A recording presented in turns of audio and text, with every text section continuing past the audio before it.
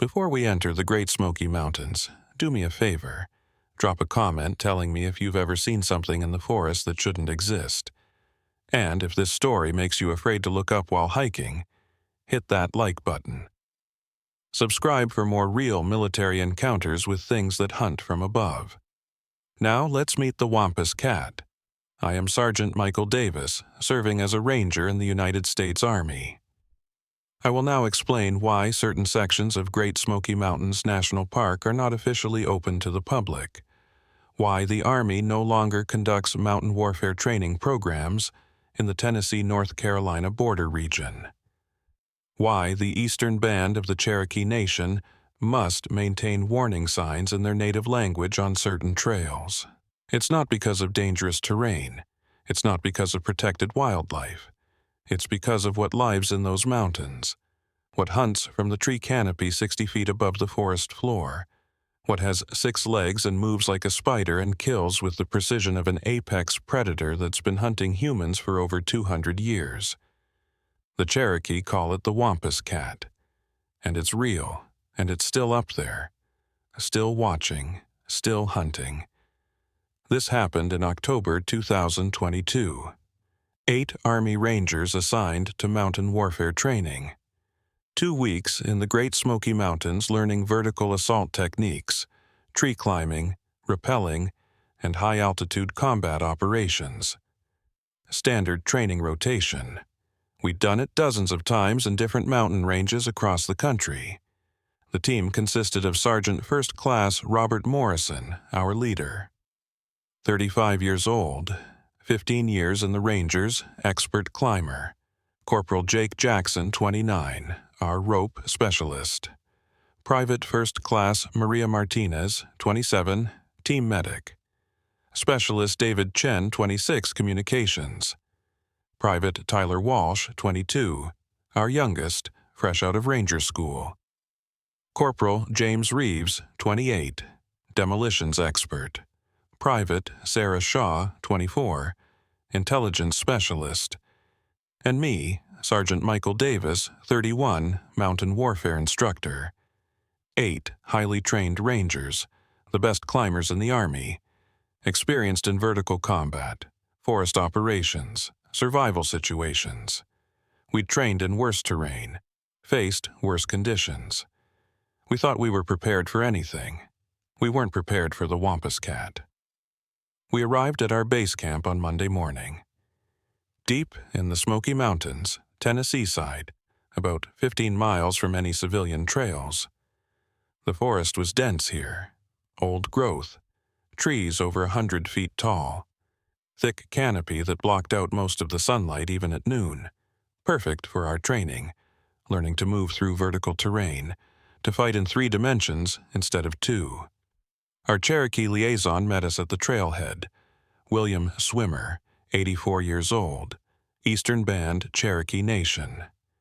His family had lived in these mountains for generations, longer than the United States had existed, longer than Europeans had been on this continent. He knew these forests better than anyone. Rangers, he greeted us with a slight smile. Welcome to the sacred mountains. I'll be your cultural advisor for this exercise. Make sure you don't disturb any ceremonial sites or protected areas. Morrison shook his hand. Appreciate you being here, sir. We'll follow your guidance. This is your land. We're just visitors. William nodded approvingly. Good answer. Shows respect. You'll need that respect in these mountains. We hiked to our base camp location, 3 miles through dense forest. William moved through the terrain like he was part of it. Never stumbled, never hesitated, just flowed between trees like water. Meanwhile, we were checking maps, using GPS, following marked trails. At camp, we set up our equipment, ropes, harnesses, climbing gear. We'd be spending the next 2 weeks learning to live in the canopy, to move from tree to tree, to set up observation posts and firing positions 60, 80, even 100 feet above the ground. Vertical warfare for mountain environments where the high ground isn't a hill, it's the trees themselves. That evening, around the fire, William asked us about our training objectives. Morrison explained. We're learning vertical assault techniques, tree climbing, canopy movement, repelling combat operations. The modern battlefield increasingly involves mountain and forest environments. We need to own the vertical space. The vertical space, William repeated thoughtfully.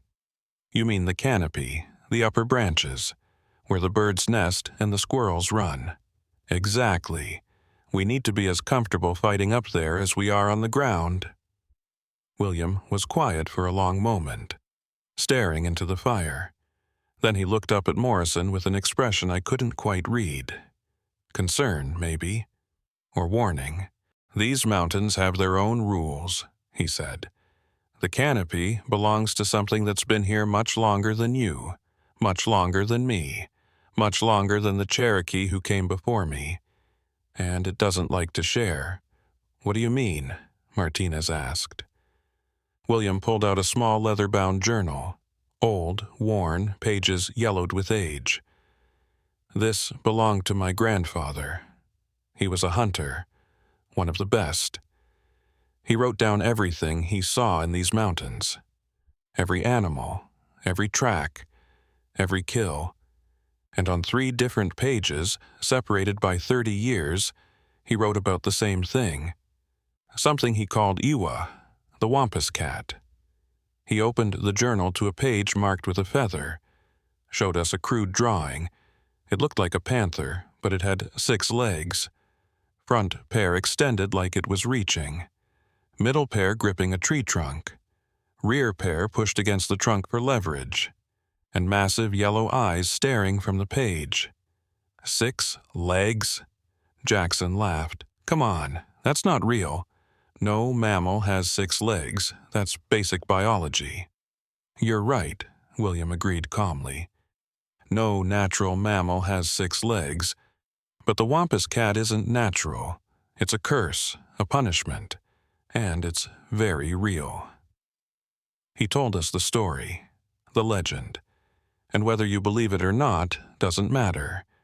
What matters is that the Cherokee believe it, have believed it for generations, and they don't go into certain parts of these mountains because of it. The story goes like this. Over 200 years ago, there was a Cherokee woman named Elu. She was curious, rebellious. The men of her village were conducting a sacred ceremony, a ritual that only men were allowed to witness.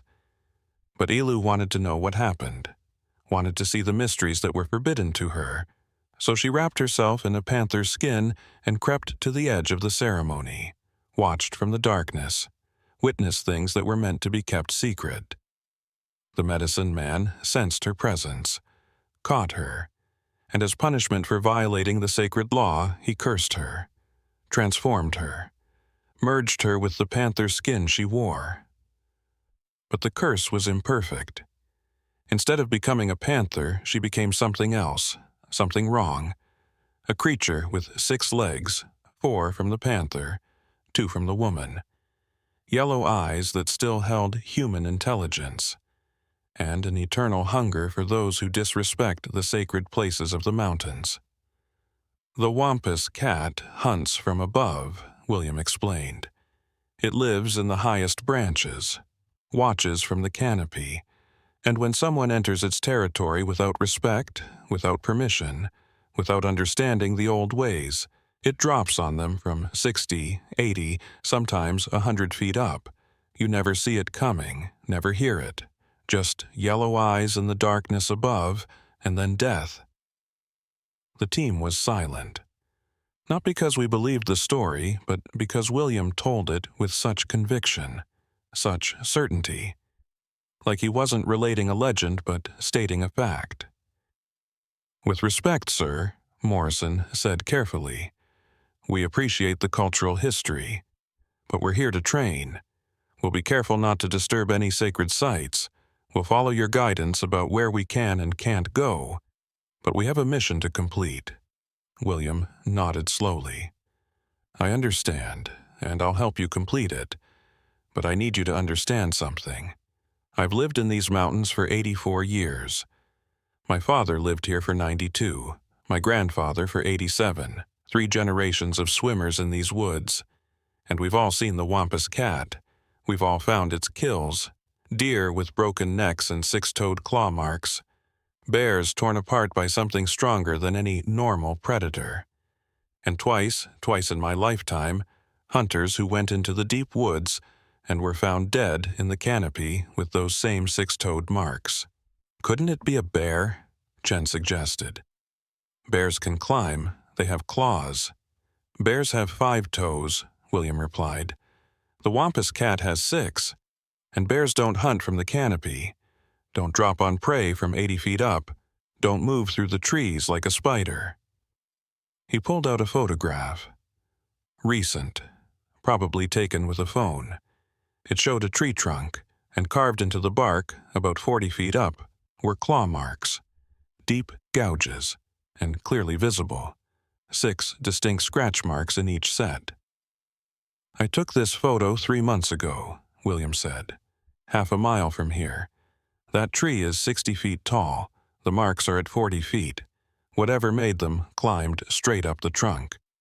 And based on the spacing and depth, it was big, panther-sized at least, with 6 claws on each paw. We looked at the photo, passed it around.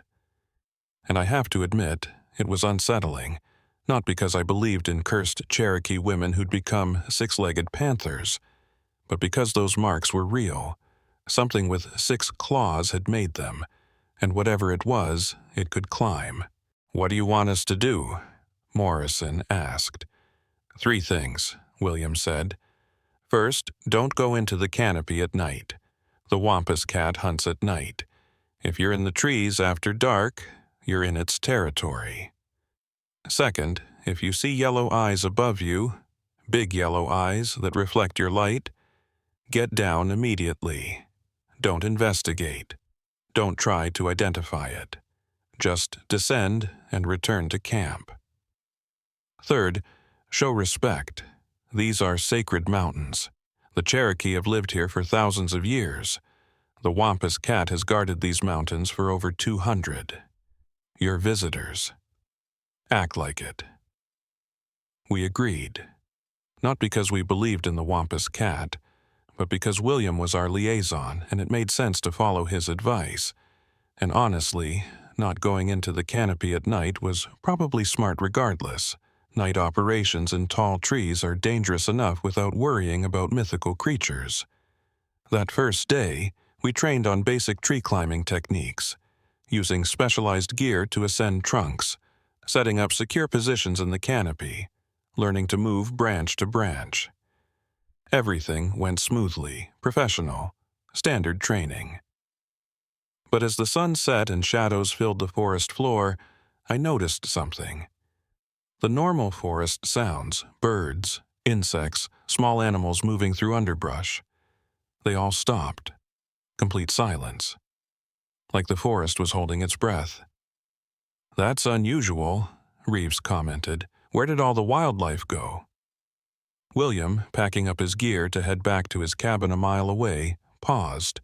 "They're hiding. They know it's hunting time. Smart animals don't move through these woods after dark." "Hunting time for what?" Shaw asked. William pointed up. "For whatever owns the canopy." He left, and we settled into camp for the night. Set up a watch rotation. Built up the fire. Standard procedure. At 2200 hours, Walsh took first watch. The rest of us were in our tents, trying to sleep but finding it difficult in the absolute silence. No crickets, no owls, no rustling leaves, just silence and the crackling of our fire. At 22:30, Walsh's voice came over the radio, whispered, urgent. "Davis, Morrison, you need to see this." We emerged from our tents. Walsh was standing by the fire, looking up, following his gaze. About 40 feet up in a massive oak tree at the edge of camp, there were marks, fresh marks, claw marks, carved deep into the bark in sets of 6, like something had climbed up that trunk recently, very recently. "Those weren't there at sunset," Walsh said. "I checked the perimeter at 2020. That tree was clean. Now it's marked." Morrison examined the marks with a flashlight. 6 claws, just like in William's photo. "Could be a bear," Jackson suggested, but his voice lacked conviction. "In 30 minutes?" Martinez countered. "We've been here the whole time. We didn't hear anything climb that tree, didn't see anything. How does a bear climb 40 feet up a tree without making noise?" That's when we heard it. A sound from above, from the canopy high overhead. Not a growl, not a roar. Something else. A sound I'd never heard from any animal. It sounded almost like a woman screaming. But distant. Echoing. Wrong. And then we saw the eyes. 60 feet up. In the thickest part of the canopy where our firelight barely reached. 2 large yellow eyes, reflecting our light. Unblinking. Staring down at us. Not deer eyes, those are too far apart and reflect differently.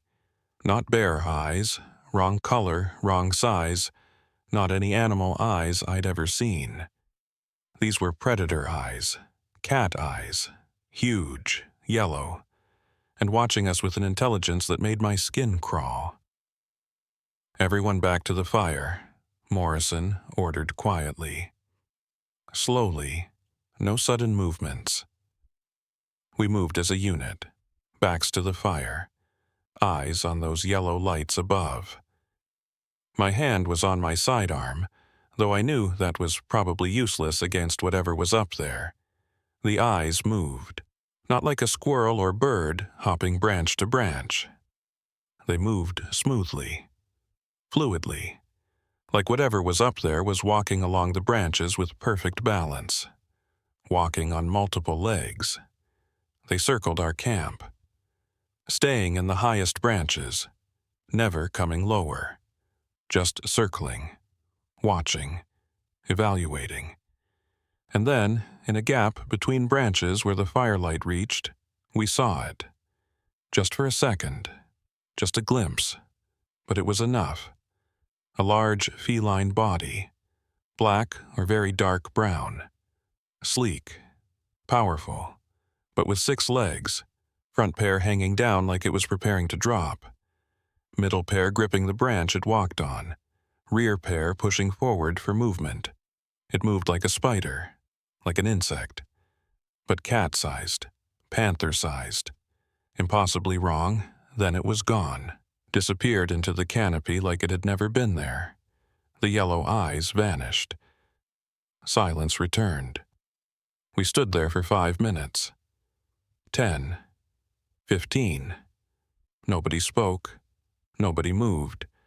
Just watched the canopy with weapons ready and hearts pounding.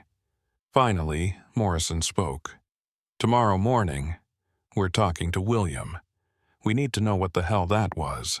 "You don't think," Martinez started. "I don't know what I think," Morrison interrupted. "But something's up there, something big, something that climbs like nothing I've ever seen. And until we understand what it is, we're modifying our training schedule. No canopy work until we have more information." We maintained full alert the rest of the night, all 8 of us. No one slept.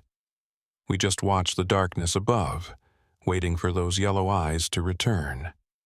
They didn't, but in the morning, we found more claw marks. On 3 different trees around our camp, all at heights between 30 and 50 feet, all showing 6 distinct claws, and on one tree we found something else. Stuck in the bark at 45 feet up, a single hair. Black, coarse, about 4 inches long. Chen collected it for analysis later. Whatever it is, it's real, it's physical, and it was here last night watching us. William arrived at 0800 to check on us, took one look at our faces and the claw marks on the trees and nodded knowingly. "The Wampus Cat," he said simply. "It came to investigate you, to see what you're doing in its territory, to decide if you're a threat." "We saw it," Morrison admitted. "In the canopy. Yellow eyes, 6 legs. It was real." William wasn't surprised. "Of course it was real. I told you it was real.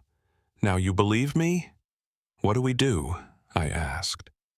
William looked up at the marked trees, at the claw gouges that proved something powerful and strange had circled our camp in the darkness.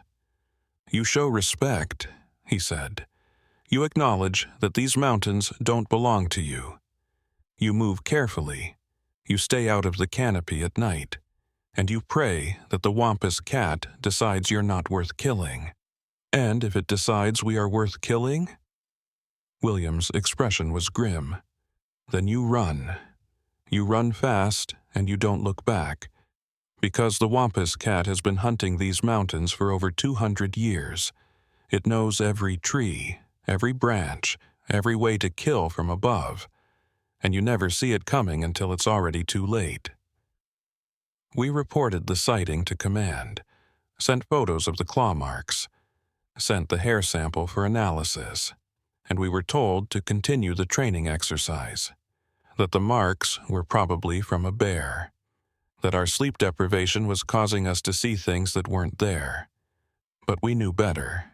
We'd seen it, all 8 of us, and we knew that something was in those trees, something with 6 legs and yellow eyes and an intelligence that felt wrong. We modified our training, stayed out of the canopy, worked on ground-level mountain warfare instead, respected the boundaries William set for us.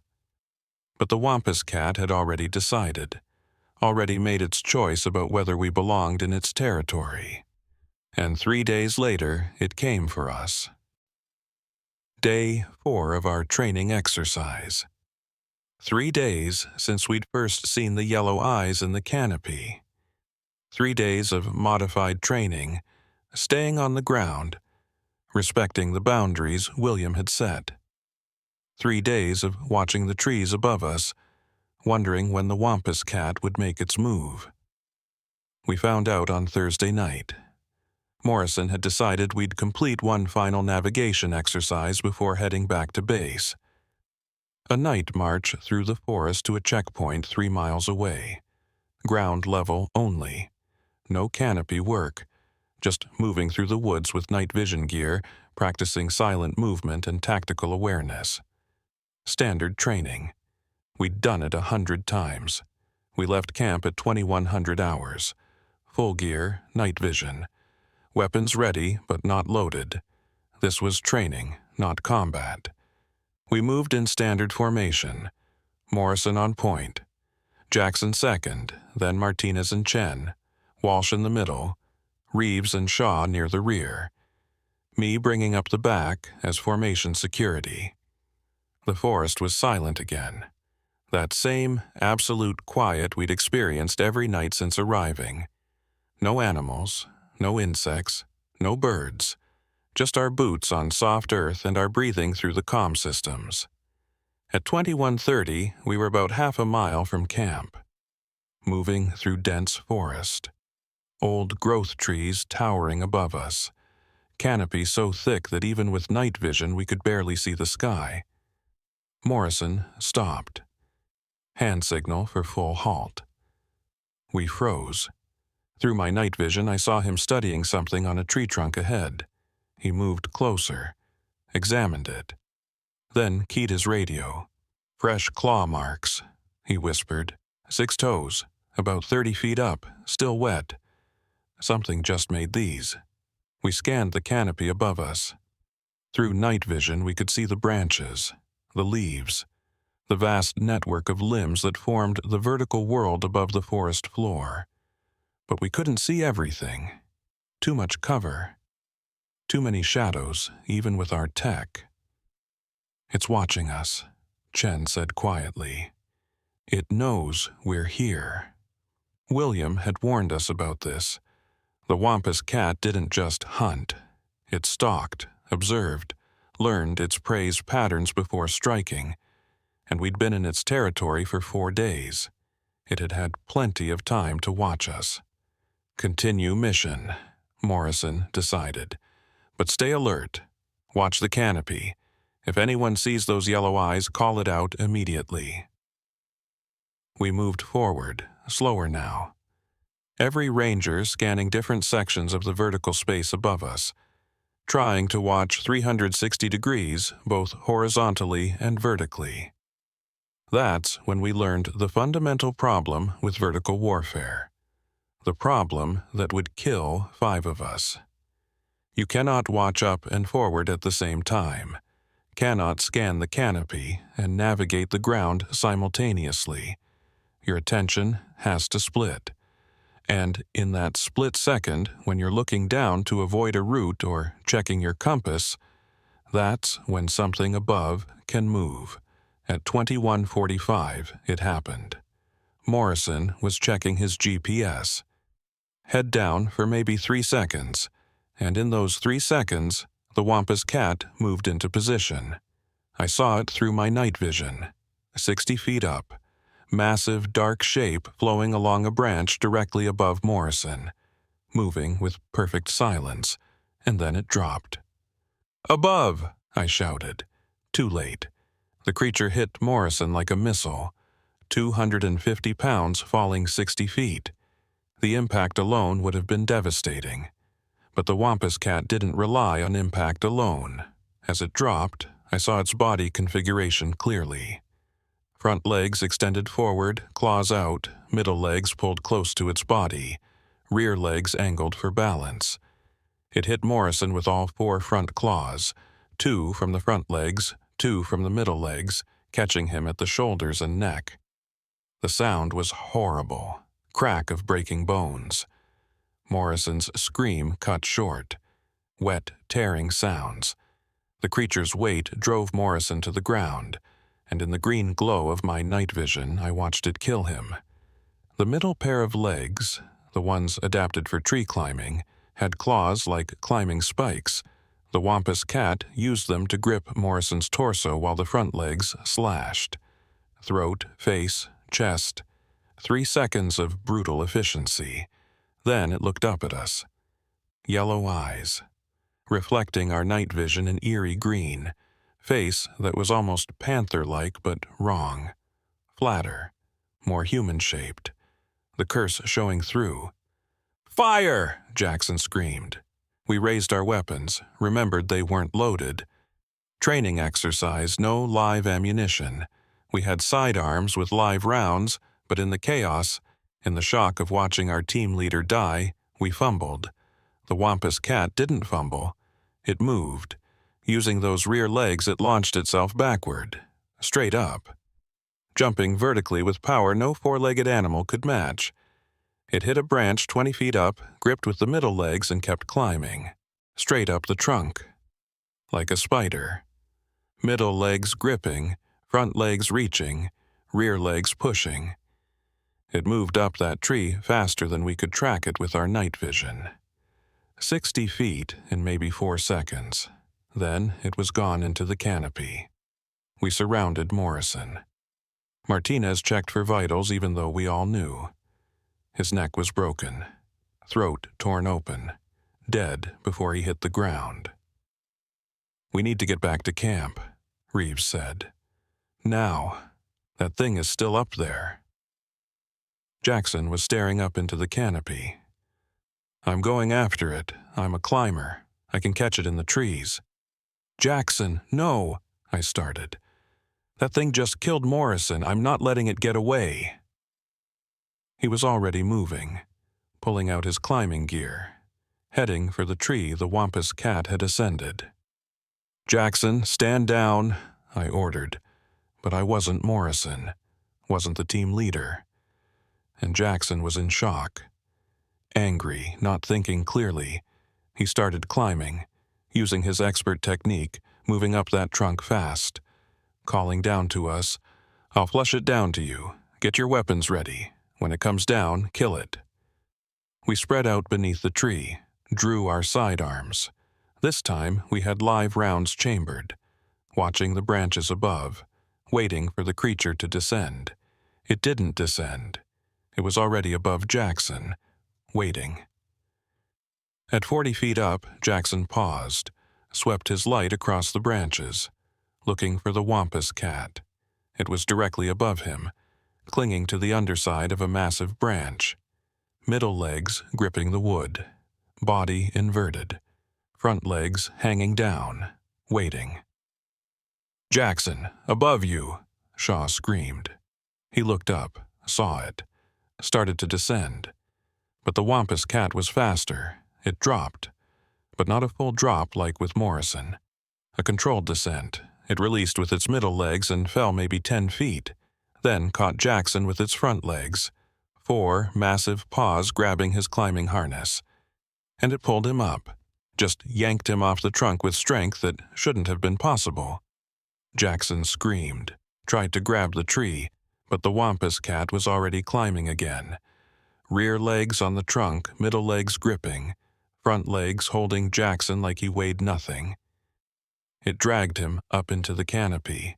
We heard his screams, heard him fighting, heard the wet sounds of claws on flesh, heard his radio go dead. Then silence. A moment later, something fell from the canopy, hit the ground with a heavy thud. Jackson's body, 40 feet of fall, broken, torn, dead. The Wampus Cat had killed him in the trees. Its territory, its element, and thrown the body down like a message. "This is my domain." "Run!" I shouted. We ran. 7 Rangers now, leaving Morrison's and Jackson's bodies behind, running through the forest toward camp with that thing somewhere above us, hunting us. Martinez was third in line. She was fast, one of our best runners. But she made the mistake of looking up, trying to track the Wampus Cat in the canopy. And in that moment of distraction, she didn't see the route. She stumbled, fell, and in the second it took her to get back up, the Wampus Cat was there. It dropped from maybe 40 feet, landed directly on her back, used its weight to drive her flat, middle legs gripping her torso, front legs slashing at the back of her neck. Martinez didn't even scream. The first strike severed her spinal cord. She died instantly. The Wampus Cat looked at the rest of us, made that sound again, that almost human scream, and climbed back into the trees with Martinez's body. 5 Rangers left now, running in pure panic through the forest. No formation, no tactics, just terror. Chen made it 50 yards before the creature came for him. It didn't drop this time. It paced us in the canopy, running branch to branch, leaping gaps of 30, 40 feet, 6 legs giving it speed and balance that defied belief. I could see it through my night vision. Dark shape flowing through the trees above us, faster than we could run on the ground. It got ahead of Chen, dropped 15 feet ahead of him, landed directly in his path. Chen skidded to a stop, tried to bring his weapon up, but the Wampus Cat was already moving. It didn't jump, it charged. On 6 legs it was faster than any 4-legged predator. It hit Chen like a truck. Front legs slashing, middle legs gripping, rear legs driving it forward. Chen's weapon fired, wild shots into the trees, missing, and then the Wampus Cat had him by the throat. The drag marks in the earth showed where it pulled him off the path, into the underbrush, and the screams that followed told us Chen died slowly. 4 Rangers left, Walsh, Reeves, Shaw, and me. We didn't stop, couldn't stop, just kept running toward camp. Walsh was the youngest, fastest runner. He pulled ahead of us by 20 yards, 30, putting distance between himself and the group. Fatal mistake. Predators target the isolated. The Wampus Cat dropped on Walsh from 80 feet up. I saw it fall through the air, 6 legs spread wide like a spider descending on silk. It hit Walsh at full speed. The impact drove him to the ground so hard his helmet cracked. The creature straddled him, 4 legs, 2 front, 2 middle, pinning his limbs. Yellow eyes staring into his face. and Walsh screamed, not in pain, in pure existential terror, because he was looking into the eyes of something that had once been human, something that remembered being human, and was killing him anyway. The Wampus Cat opened its jaws, wider than any normal cat could, and bit down on Walsh's face. I fired 3 rounds, center mass, hit the creature at least once. It flinched, snarled, and disappeared into the darkness with Walsh's body. 3 rangers left, Reeves, Shaw, and me. We reached camp at 22:15, 35 minutes since Morrison died. 5 rangers dead in 35 minutes. We built up the fire, set up defensive positions, loaded every weapon we had, and we waited for the Wampus Cat to come finish us. It didn't come. We maintained watch through the night, all 3 of us. No one slept, watching the canopy, watching for those yellow eyes. But we didn't see them. At dawn, William Swimmer arrived, took one look at our faces, at our weapons, at the blood on our gear. "How many?" he asked quietly. 5, I said. Morrison, Jackson, Martinez, Chen, Walsh. All killed in less than an hour, all killed from above. William nodded slowly, sad but not surprised. The Wampus Cat decided you were a threat, decided you needed to be removed from its territory. It hunted your group like deer, separated you, picked you off one by one. "Can we kill it?" Reeves demanded. "We have weapons, we have training. Can we kill this thing?" "You shot it," William pointed out. "Did it die?" I don't know. I hit it, but it just took Walsh and disappeared." "The Wampus Cat is cursed," William explained. "It's not a normal animal.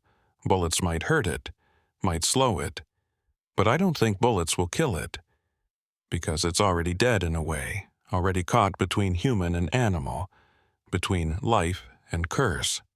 "So, what do we do?" Shaw asked. "Just wait for it to kill us too?" William looked at us thoughtfully. "Why do you think it let you 3 live? It could have killed you, could have hunted you down in the forest, but it let you reach camp, let you live through the night. Why?" "I don't know." "Because you're not a threat anymore," William said. "You've been beaten, humbled. 5 of your 8 are dead. The 3 who remain are terrified and broken. You no longer challenge the Wampus Cat's dominance. You no longer disrespect its territory. It has taught you the lesson it wanted you to learn." "What lesson?" "That these mountains don't belong to you. That the canopy is not yours to own. That there are older things in these forests. Things that were here before you and will be here after you. Things that demand respect." I understood then. The Wampus Cat hadn't just been hunting. It had been teaching, demonstrating its power, proving that we didn't control the vertical space, that we were visitors in its domain, and visitors who didn't show respect would be killed. "What if we show respect now?" I asked. "What if we acknowledge that we were wrong, that we invaded its territory without proper understanding? Will it let us leave?" William smiled slightly. "That's the first wise thing any of you have said since arriving. Yes, if you show proper respect, if you acknowledge the Wampus Cat's dominance, if you leave these mountains and promise not to return without permission, it will let you go." "How do we show respect?" "You come with me. We perform a ceremony. We ask forgiveness from the spirit of Elu. We promise to honor the old ways, and we leave an offering." "An offering?" "Tobacco, sage, acknowledgement, the Cherokee way." We followed William's instructions, performed the ceremony he taught us, asked forgiveness for our intrusion, promised to respect the sacred mountains, left our offering at the base of the tree where Morrison had died, And as we finished, I heard it. That almost human scream from the canopy above. But not aggressive this time. Different. Acknowledging. Maybe even accepting. The yellow eyes appeared in the branches. 60 feet up. Watching us. We didn't run. Didn't reach for weapons, just stood there. 3 humbled rangers acknowledging a power greater than ourselves. The eyes watched for a long moment, then disappeared. "It's done," William said. "The Wampus Cat accepts your apology. It will let you leave, but understand, if you ever return to these mountains, if you ever again enter the canopy without permission, it will remember, and it will not be merciful a second time." We recovered the bodies of our teammates, Morrison, Jackson, Martinez, Chen, Walsh. All showed the same claw marks. 6-toed, deep, precise. The marks of something that killed with intelligence and purpose. The Army shut down mountain warfare training in the Great Smoky Mountains, officially because of dangerous wildlife. Unofficially, because 5 rangers died in 35 minutes and the survivors reported something that couldn't exist. Something with 6 legs that hunted from above with preternatural intelligence. The Cherokee Nation quietly marked the area as sacred land. Off limits, protected. Warning signs in Cherokee language that only their people could read. And the Wampus Cat? It's still up there, still guarding the mountains. Still watching from the canopy, still waiting for the next group of humans who think they own the vertical space, who think they can dominate the forest without respect, who think they're the apex predators, and when those people come, the Wampus Cat will teach them the same lesson it taught us. You never see it coming until it's already too late. The Cherokee ceremony that saved our lives happened 2 days after the massacre. 2 days of hiding in camp while the Wampus Cat circled our position.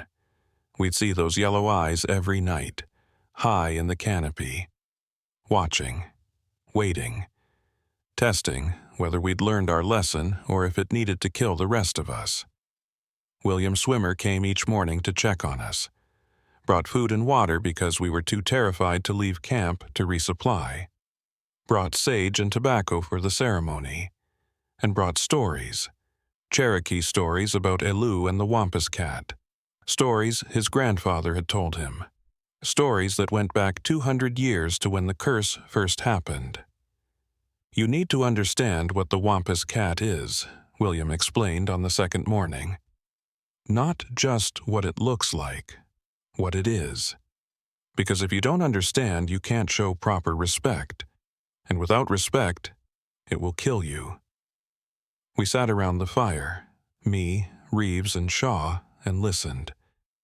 Because, at that point, we would have listened to anything if it meant staying alive. "Elu was her name," William began. "She lived in a Cherokee village near here about 240 years ago. This was before the removal, before the Trail of Tears, when the Cherokee Nation controlled these mountains and lived according to the old ways. Elu was beautiful, intelligent, curious, but she was also impatient. She wanted knowledge that was forbidden to women, wanted to know the men's sacred mysteries."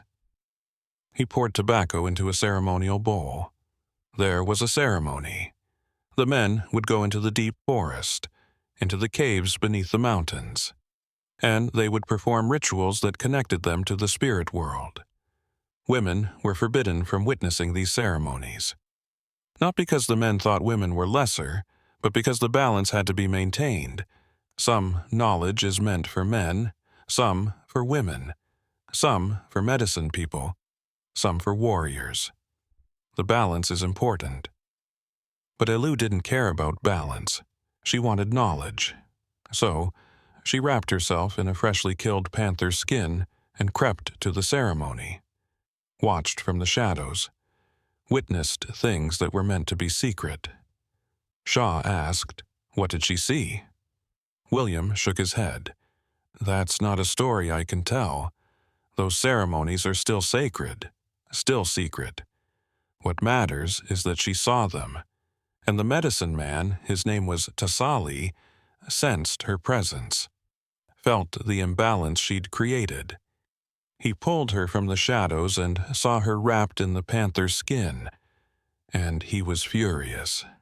So he cursed her? He did more than curse her.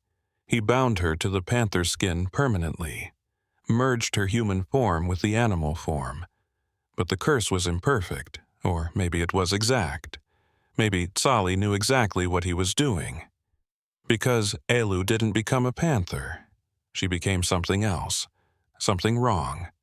A creature with 6 legs, 2 from her human form, 4 from the panther, yellow eyes that still held human intelligence, and an eternal hunger to punish those who disrespect the sacred places. I thought about the Wampus Cat's eyes, how they looked at you with intelligence, with recognition, with something almost human. She's still conscious, still aware of what she is. Some say yes. Some say the curse consumed her humanity and only the hunger remains. But I believe she's still there, still Elu, still aware, trapped in that cursed form for over 2 centuries, watching the world change, watching her people removed from their land, watching strangers come and go. And all she can do is guard the sacred places, kill those who show disrespect, try to maintain the balance she broke. It was tragic, horrible, and it made the Wampus Cat even more terrifying, because it meant the creature hunting us wasn't just an animal, it was a person, a woman who'd made a mistake 240 years ago and had been paying for it ever since. How do we show respect to someone like that? Reeves asked. You acknowledge her, Williams said. You acknowledge that she was wronged by the curse, that she suffered, that she's been guardian of these mountains for longer than America has existed. You thank her for her service, and you ask permission to leave. That's it? We just ask? You ask properly, with ceremony, with offerings, with genuine humility. The Wampus Cat, Elu, she can tell when someone is sincere and when they're just afraid. You can't fake respect, you have to mean it. Shaw looked unconvinced. What if we just call for extraction? Military helicopter. Get out of here without ceremony. You can try, William said calmly. But the Wampus Cat controls 300 square miles of forest. You'd have to walk to an extraction point, through her territory, through the canopy she owns. Do you think you'd make it? We all knew the answer. We'd seen how fast the Wampus Cat moved through the trees, how it could pace us on the ground while running above, how it hunted with intelligence and precision. If we tried to run, it would kill us. Simple as that. So we perform the ceremony, I decided. We show respect. We ask permission to leave. And we hope she lets us live. William nodded. Tonight, when the sun sets, that's when Elu is strongest, when the boundary between human and animal is thinnest, when she can hear prayers most clearly. That evening, as the sun touched the western mountains, William led us through the ceremony. He built a sacred fire, different from our campfires, using specific woods in a specific order: cedar for cleansing, oak for strength, maple for balance. The smoke rose straight up into the canopy, carried our intentions to the spirit world. William sang in Cherokee, ancient words I didn't understand, but I could feel their power, their weight. This was a language that had been spoken in these mountains for thousands of years, a language the land itself recognized. He burned sage and tobacco, purified us, made us worthy to speak to something as old and powerful as the Wampus Cat. Then he instructed us to speak, to address Elu directly, to ask for forgiveness and permission. I went first, stood and faced the canopy, looked up at the darkness where I knew yellow eyes were watching. Elu, I said. Guardian of the sacred mountains, I am Sergeant Michael Davis. I came to your territory without permission, without understanding, without respect. I thought these mountains were ours to use for training. I was wrong.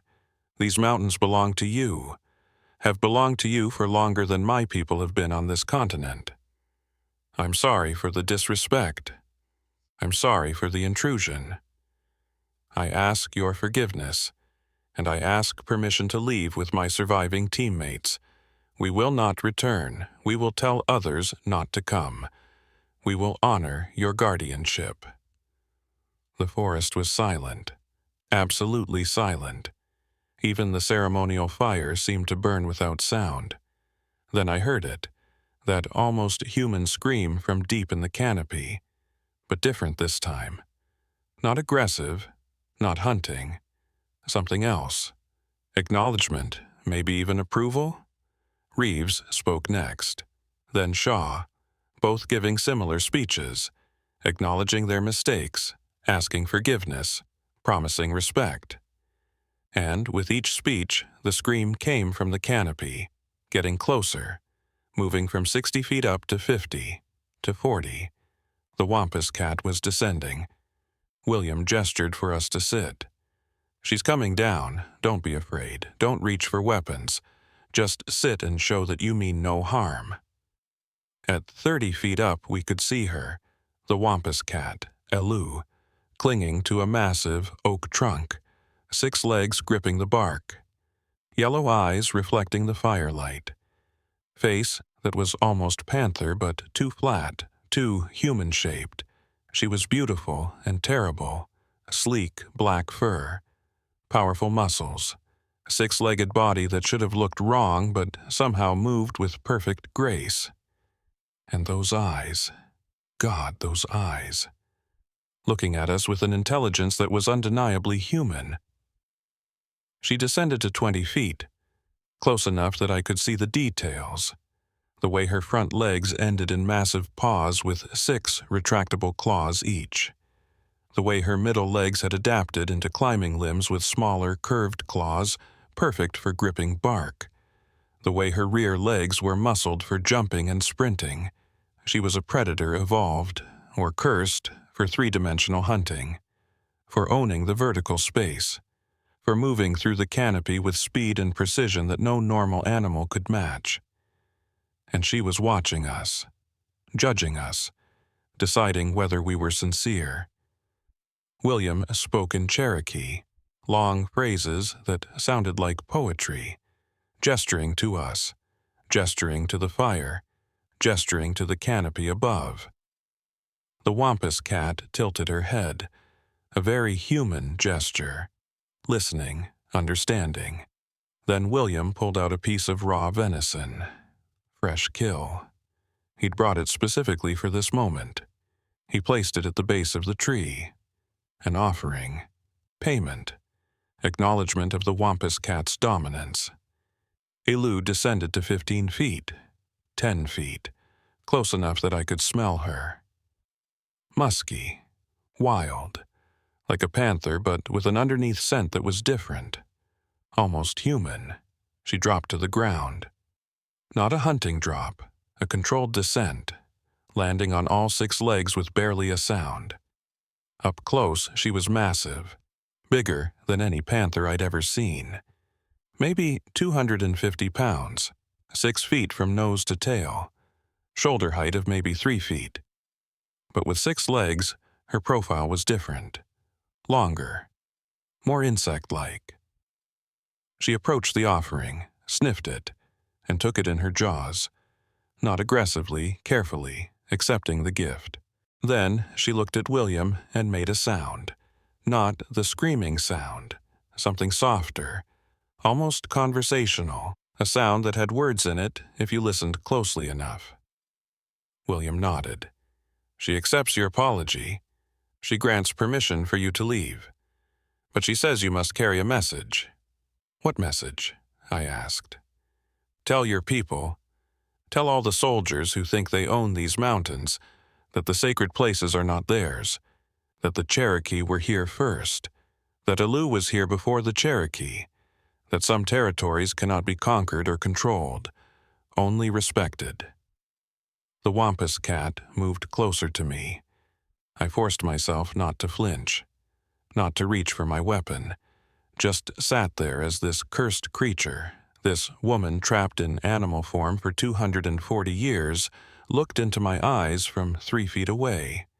Her eyes were yellow, cat eyes, but shaped slightly wrong, slightly more human.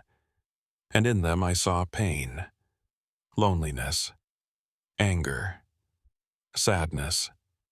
All the emotions a human would feel after 2 centuries of isolation and hunting and guarding. She opened her mouth. I thought she might kill me, might decide my apology wasn't enough. But she just breathed. Hot breath that smelled of blood and meat and something else, something that reminded me of sage smoke and old leather and sadness. Then she turned, walked to the oak tree she'd descended from, and climbed. 6 legs working in perfect rhythm, front legs reaching, middle legs gripping, rear legs pushing. She moved up that trunk like gravity didn't exist. 40 feet in maybe 5 seconds. At 60 feet she paused, looked down at us one more time, made that softer sound again, and disappeared into the canopy. The normal forest sounds returned. Crickets, nightbirds, small animals moving through underbrush. The silence, the absolute unnatural silence that had dominated our nights, was gone. She's gone, William said. She's lifted the hunt. You're free to leave. Shaw started crying. Reeves, too, relief, gratitude, grief for our dead teammates, all of it pouring out at once. I felt it, too. We'd survived, against something that had killed 5 trained rangers in 35 minutes. We'd survived by showing respect, by acknowledging that we weren't the dominant species, by learning humility. What happens to Morrison and the others? I asked. Our dead teammates. She took some of their bodies. William looked grim. Cherokee tradition says that those killed by the Wampus Cat become part of the mountain. Their bodies are taken deep into the forest, returned to the earth. In a way, they're honored. They died protecting the sacred places, even if they didn't know that's what they were doing. Can we recover them? Do you want to? I thought about it. About going deeper into the forest, into the Wampus Cat's territory, searching for bodies that she'd taken, disturbing her peace after she'd granted us life. No, I decided. They're part of the mountain now. That's a better memorial than anything we could give them. We left the Great Smoky Mountains the next morning. Hiked 8 miles to a road. Called for extraction. 3 rangers out of 8. The only survivors of what would officially be called a bear attack. But before we left, I placed markers. Not official military markers. Simple stones from the forest. 5 stones. 1 for Morrison, 1 for Jackson, 1 for Martinez, 1 for Chen, 1 for Walsh. And I left a message carved into oak bark with my knife. Here, 5 rangers learned respect. Here they died protecting sacred ground. Here, the Wampus Cat guards the balance. Honor this place. William Swimmer saw the message, smiled. The Wampus Cat will protect this. We'll make sure it stays. Your friends are honored. We shook hands, and I asked him one final question. How long will she guard these mountains? Forever, William said simply. Until the curse is broken. Until someone finds a way to restore Elu to human form. Until the balance she disrupted is finally restored. She'll be here, watching, waiting, guarding the sacred places. Is there a way to break the curse? Maybe. The Cherokee elders have stories, but that's not your burden to carry. You've done enough. You've learned the lesson. You've survived the teacher. That's more than most can say. I looked back at the forest one last time. At the massive trees rising into the sky, at the canopy that hid secrets and guardians and a cursed woman who'd been protecting these mountains for over 2 centuries. And I swore I'd never return, never again enter territory I didn't own, never again assume that military training meant dominance over nature. The Wampus Cat had taught me humility, at the cost of 5 good rangers, 5 friends, 5 lives. But we 3 survivors carried the lesson forward, carried the message, carried the warning, and we made sure others knew. Some places are sacred, some guardians are eternal, and some lessons can only be learned by respecting what you don't understand. The official Army report called it a bear attack. Said that 8 rangers encountered an aggressive black bear during a night training exercise in the Great Smoky Mountains. Said 5 were killed before the remaining 3 managed to reach safety. Said the bear couldn't be located afterward. Said the training area would be closed indefinitely due to dangerous wildlife. Every word was a lie except the casualties. Reeves, Shaw, and I were debriefed separately. Held in different facilities. Questioned by different officers. They wanted to make sure our stories matched. Wanted to identify any inconsistencies that might indicate trauma or confusion or fabrication. But our stories did match, because we'd all seen the same thing. All survived the same creature. All participated in the same Cherokee ceremony that saved our lives. The problem was that our true story, the actual events, made no sense to military command. A 6-legged panther-human hybrid cursed by a Cherokee medicine man 240 years ago? A creature that hunted from the tree canopy with intelligence and purpose? An entity that could be appeased through traditional ceremonies and offerings? It sounded insane, like trauma-induced hallucination, like we'd been in the forest too long and our brains had created an elaborate explanation for what was probably a normal wildlife attack. So the Army chose the bear narrative. Simpler, more believable, less problematic. They offered us medical discharges, said we'd experienced severe trauma, said we needed time to process what happened, said we'd be taken care of with full benefits and counseling. We refused the discharges, stayed in the Rangers, finished our contracts with honor.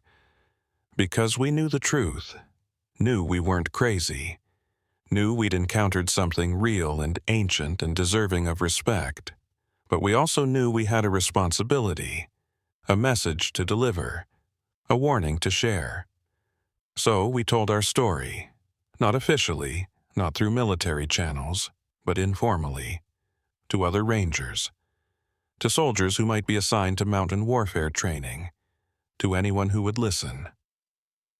We told them about the Wampus Cat, about Cherokee sacred lands, about the importance of respect when entering territories you don't own, about the dangers of assuming that military training makes you superior to the natural world. Some believed us, some didn't. But word spread. The story of the Smoky Mountains Ranger Team, the warning about the 6-legged guardian, the lesson about humility. I retired from the Army in 2024 after 12 years of service. Moved back to West Virginia. Took a job with the Forest Service as a wilderness guide. It seemed appropriate, and it gave me opportunities to continue William Swimmer's work, teaching people to respect the mountains, to honor the sacred places, to understand that humans aren't always the dominant species. William died in 2023, heart attack at age 85. Natural causes. Peaceful death.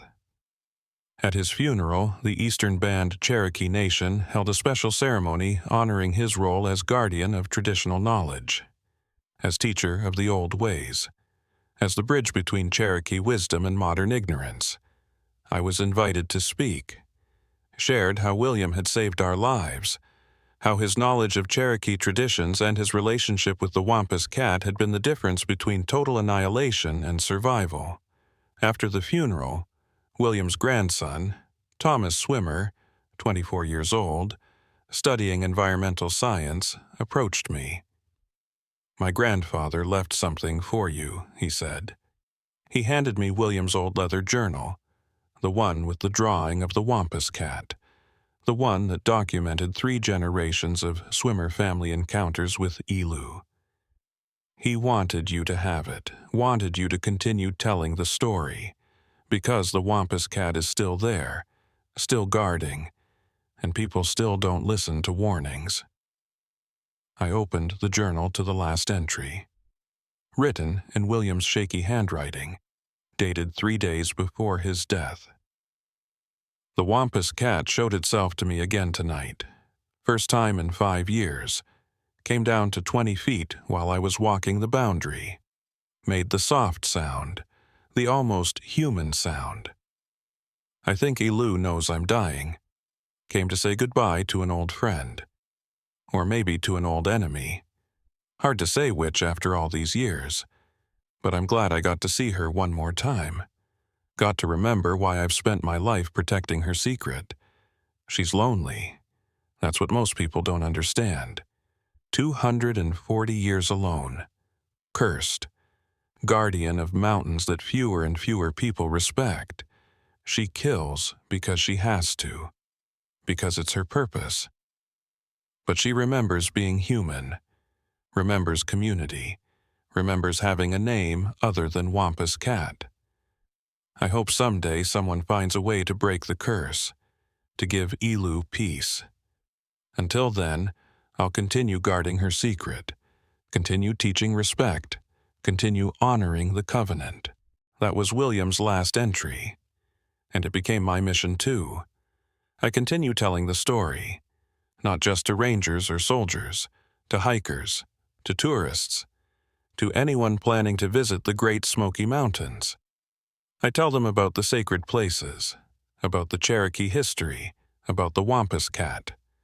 Most people think it's a fun legend, a spooky campfire story, something to make their mountain adventure more exciting. But some people listen. Some people recognize the truth in the warning. Some people approach the mountains with proper respect. And those people, they come back safely. They have incredible experiences. They see the beauty of the Smokies without disturbing the balance. They honor the guardian without even knowing they're doing it. The others, the ones who don't listen, who don't respect, who treat the mountains like a playground they own, sometimes they don't come back. Not often. The Wampus Cat isn't a serial killer. She's selective, purposeful. She kills maybe 1 or 2 people per year. Usually, hunters who shoot deer on sacred grounds, or hikers who vandalize Cherokee historical sites, or teenagers who hold parties in protected areas and leave trash everywhere. The deaths are always attributed to wildlife attacks, always explained as bear encounters or mountain lion sightings or tragic falls. But those of us who know, we recognize the pattern. The 6-toed claw marks that occasionally show up in official photos before being explained away. The reports of unusual sounds from the canopy before someone disappears. The witnesses who swear they saw something with too many legs moving through the trees. Reeves works for the National Park Service now, stationed at Great Smoky Mountains National Park. He's a ranger there, gives tours, teaches visitors about the ecology and history, and quietly keeps an eye out for the Wampus Cat. He emails me occasionally, shares updates. Saw the yellow eyes last night up near Klingman's Dome. She was watching a group of college kids who were drinking and throwing bottles off the cliff. I cleared them out, made them clean up their trash, pack out everything they brought in. When I looked back up, the eyes were gone. I think Elu approved. Found 6-toed marks near Chimney Tops Trail, fresh, maybe a day old, 40 feet up on an oak tree. Took photos before erasing them from the official trail inspection report. Don't want some researcher deciding to hunt for an unknown species. That wouldn't end well for anyone. A hiker reported seeing something impossible. Said they were taking photos at sunset when something moved through the canopy above them. Described it as a big cat with too many legs that climbed like a spider. Filed the report as visual distortion. sunlight through leaves, misidentified black bear. But I know what they really saw. Shaw left the military and became a teacher. High school biology in Tennessee. She incorporates Cherokee ecological knowledge into her curriculum, teaches her students about traditional land management, about respecting indigenous wisdom, about understanding that Western science doesn't have all the answers.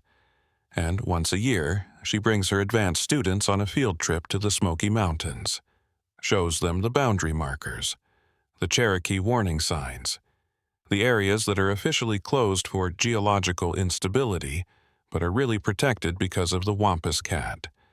She doesn't tell them about Elu directly, can't. School board wouldn't approve teaching about cursed guardians. But she plants seeds, makes them think, helps them understand that there are mysteries in these mountains, things that deserve respect even if you don't fully understand them. The three of us, Reeves, Shaw, and me, stay in contact. Get together once a year on October 23rd, the anniversary of the massacre, the night when 5 of our teammates died learning a lesson that saved the rest of us. We hold our own ceremony, similar to what William taught us. Burn sage and tobacco, make offerings, say the names of Morrison, Jackson, Martinez, Chen, and Walsh, honor their memory, and thank the Wampus Cat for sparing us, for teaching us, for continuing to guard the sacred mountains. And every year we see the yellow eyes in the canopy, 60 feet up, watching our ceremony, acknowledging our respect, maybe even remembering us. Last year, something different happened. The eyes came down to 40 feet, 30 feet, 20 feet, close enough that we could see Elu clearly in the firelight. She looked the same as she had 2 years earlier, ageless, unchanging, cursed to guard these mountains in the same form forever. But she made that soft sound, the almost human sound, and I could have sworn I heard words in it. Just 2 words, barely recognizable. But there. Thank you. Maybe I imagined it. Maybe the sound of wind through leaves just happened to sound like human speech. Maybe grief and memory were playing tricks on me. But I don't think so. I think Elu, the woman trapped in the Wampus Cat form for 244 years, was thanking us, for respecting her, for honoring her guardianship, for being among the few humans who'd entered her territory and left it with understanding rather than just fear. I responded, spoke directly to her. Thank you for sparing us. Thank you for teaching us. Thank you for guarding these mountains. We'll continue telling your story. We'll continue teaching respect. We'll honor the covenant. The yellow eyes blinked slowly, a very human gesture. Acknowledgement, acceptance, maybe even approval. Then Elu climbed back into the canopy and disappeared. I tell this story now, the complete story, not the sanitized version, because I'm 62 years old. Reeves is 60. Shaw is 58. We won't be around forever, and someone needs to carry forward the warning. The lesson, the covenant, the Wampus Cat is real. She's been in the Great Smoky Mountains for over 240 years.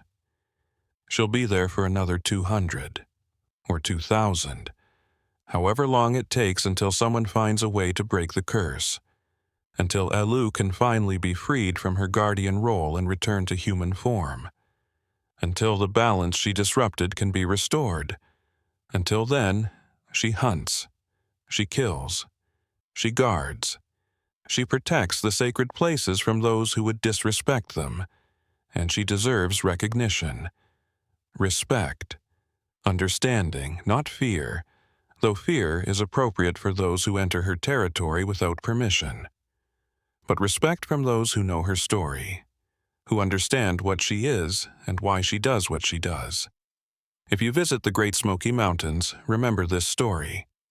Remember that the Cherokee were there first. Remember that there are boundaries and sacred places that deserve respect.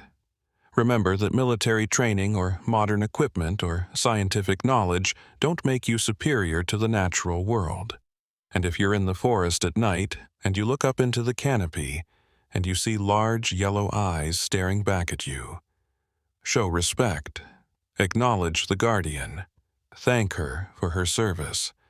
And leave her territory with humility, because the Wampus Cat, Elu, has been protecting those mountains longer than America has existed. And she'll be there long after we're gone, six-legged, cursed, lonely, powerful, ancient, and still very much aware that she was once human. That she once had a different name, that she once made a choice that changed her forever. She remembers. Even after 244 years, she remembers being Elu, being Cherokee, being a woman who was curious and rebellious and ultimately punished beyond all proportion to her crime. And maybe that's the real tragedy. Not that a creature haunts the Smoky Mountains, but that a woman has been trapped in guardian duty for centuries, unable to rest, unable to die, unable to return to the community she was exiled from. That's what I think about when I see those yellow eyes. Not the monster, the person, the curse, the punishment that never ends. And I hope, someday, somehow, someone finds a way to break that curse, to give Elu the peace she deserves, to let her finally rest after 250 years of lonely guardianship. Until then, the Wampus Cat remains, in the canopy, watching, waiting, guarding the sacred places, killing when necessary, teaching when possible, remembering when alone. And 3 former rangers, old now, scarred by our experience but wiser for it, continue honoring the covenant we made, continue showing respect, continue telling the story. Because some guardians deserve to be remembered, some lessons deserve to be taught, some territories deserve to be protected, and some curses deserve to be broken. But until that day comes, the Wampus Cat guards the Great Smoky Mountains, and we guard her story. That's the covenant. That's the promise. That's the respect we owe to a woman named Elu, who made a mistake 244 years ago and has been paying for it ever since.